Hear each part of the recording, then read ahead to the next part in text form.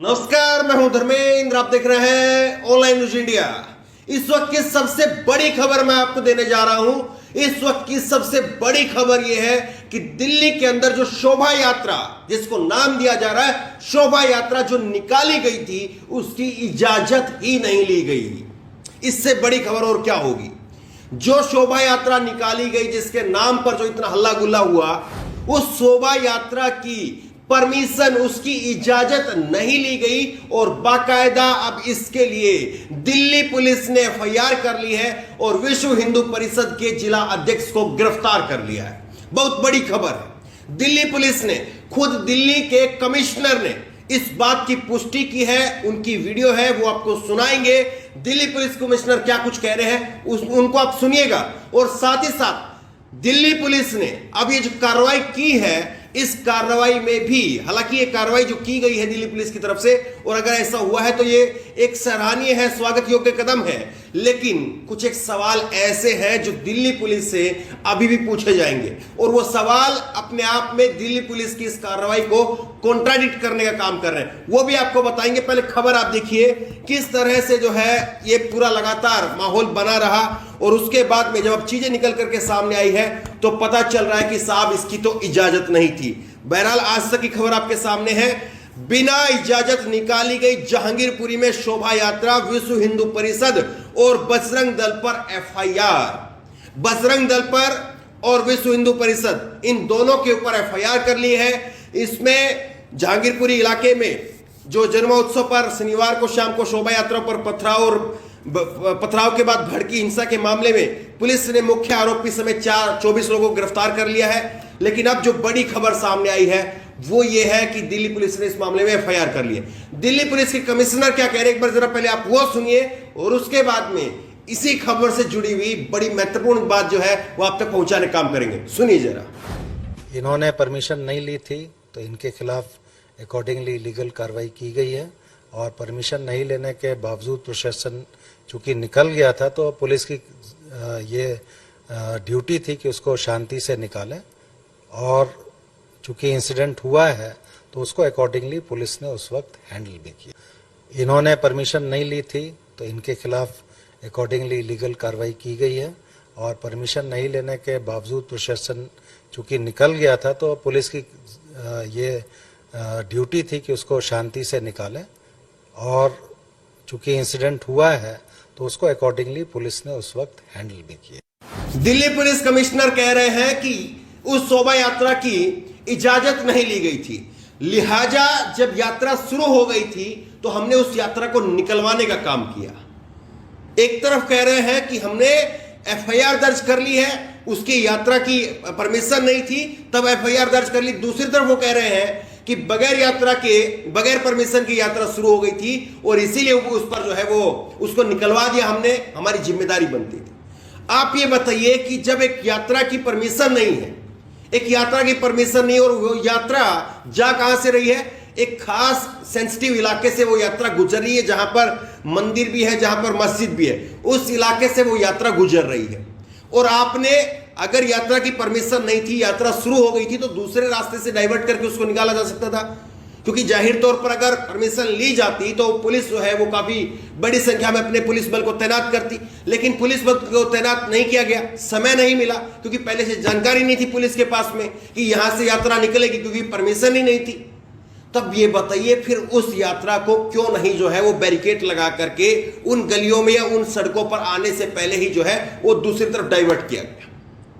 और सबसे बड़ी बात यह है कि जब इतनी बड़ी बात सामने आ गई है तो यह बात अपने आप में सीधे सीधे जो है वो इशारा कर रही है कि ये सब कुछ एक सोची समझी रणनीति के तहत अगर किया गया नहीं है तो फिर क्या है। यह सवाल जो है बनता है। सवाल वाकई महत्वपूर्ण है और सवाल जो है दिल्ली पुलिस से बराबर पूछा जाएगा कि दिल्ली पुलिस ये बताए कि जब आप खुद इस बात को मान रहे हैं कि इजाजत नहीं थी, जब इजाजत नहीं थी, परमिशन नहीं ली, तो फिर कैसे उन गलियों से, उन सड़कों से जो है जहां पर मंदिर और मस्जिद है, जहां पर सेंसिटिव एरिया है, कैसे वहां से निकलने के लिए जो है वो आपने उनको परमिशन दे दी? क्यों नहीं बैरिकेड लगा करके उन इलाकों को जो है वो नाकेबंदी वहां पर की गई? बहरहाल खबर आप आगे देखिए। हनुमान जयंती के मौके पर राजधानी दिल्ली जहांगीरपुरी में हिंसा में पुलिस ने बजरंग दल और विश्व हिंदू परिषद के खिलाफ एफआईआर दर्ज कर ली है। विहिप, वीएचपी को हिंदी में बोलते हैं विश्व हिंदू परिषद, बजरंग दल पर बिना इजाजत के शोभा यात्रा निकालने का आरोप लगा है। इस मामले में दिल्ली पुलिस ने विश्व हिंदू परिषद के जिला सेवा प्रमुख प्रेम शर्मा को गिरफ्तार किया है। पुलिस अधिकारियों ने विश्व हिंदू परिषद के जिला प्रमुख प्रेम शर्मा ने बिना इजाजत के जहांगीरपुरी में हनुमान जयंती के मौके पर शोभा यात्रा निकाली थी। डीसीपी एनडब्ल्यू उषा रंगनानी ने कहा कि 17 अप्रैल को विश्व हिंदू परिषद बजरंग दल के दिल्ली प्रांत के आयोजकों ने बिना अनुमति के शोभा यात्रा निकाली थी। इस मामले में दोनों संगठनों के खिलाफ एफआईआर दर्ज कर ली गई है। विश्व हिंदू परिषद के जिला प्रमुख को प्रेम शर्मा को गिरफ्तार कर लिया है। तो देखिए, जो ग्राउंड रिपोर्ट हमने आपको दिखाई उसमें साफ तौर पर लोगों ने क्या कहा। लोगों ने कहा कि 2 बार यात्रा निकल गई थी, 2 बार यात्रा निकल गई थी, हमने यहां से दिन में यात्रा निकलने भी दी, तीसरी बार फिर से वो लोग आए। तो आप ये बताइए, इतना सब कुछ हो रहा था, दिल्ली पुलिस आखिरकार क्या कर रही थी? चलिए, दिल्ली पुलिस के पास में जो है परमिशन के लिए कोई लेटर नहीं आया, जबरदस्ती उन लोगों ने निकाल ली। तो जबरदस्ती उन लोगों ने निकाली तो क्या पुलिस जो है, अगर पुलिस वहां पर अपना महकमा, अपना पुलिस बल तैनात नहीं कर सकती तो कम से कम वीडियोग्राफी तो उस घटना की जा सकती थी। ड्रोन से 4 सिपाही लगा करके उस पूरी घटना की जो यात्रा निकल रही है उसकी वीडियोग्राफी करवाई जा सकती थी। वो क्या वीडियोग्राफी करवाई गई? अभी तक ये सवाल जो है वो नहीं मिल पाए। और दूसरी बात ये है कि जिन्होंने बगैर इजाजत के ये यात्रा निकाली, क्या उनके घर पर भी उसी तरह से बुलडोजर चलेगा जिस तरह से और अन्य आरोपियों के घर पर चल रहा है? दिल्ली में हालांकि किसी के घर पर बुलडोजर नहीं चला है, लेकिन एक बड़ा जुर्म जो है वो दिल्ली के अंदर देखने को मिला है। तो ये सवाल जो है अब यहां पर उठता है कि इतनी बड़ी घटना हुई और इस घटना की जो है वो दिल्ली पुलिस को कैसे जानकारी नहीं थी। दूसरी बात जो है वो आप देखिए, मामूली बहस से हुई हिंसा की शुरुआत।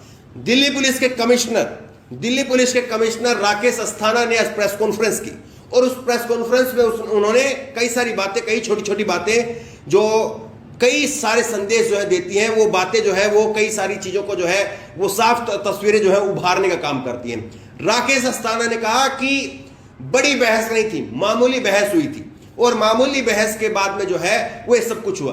राकेश अस्थाना ने कहा कि मस्जिद के ऊपर वहां पर भगवा झंडा नहीं लहराया गया, ये राकेश अस्थाना ने कहा, ना ही भगवा झंडा जो है वो वहां पर डाला गया। इस तरह से बातों से जो है इनकार किया दिल्ली पुलिस के कमिश्नर ने।